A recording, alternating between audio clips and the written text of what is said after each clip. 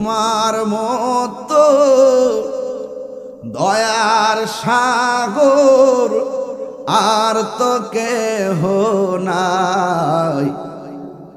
আমি তোমার দয়া ভিক্ষা চাই, আমি তোমার দয়া ভিক্ষা চাই।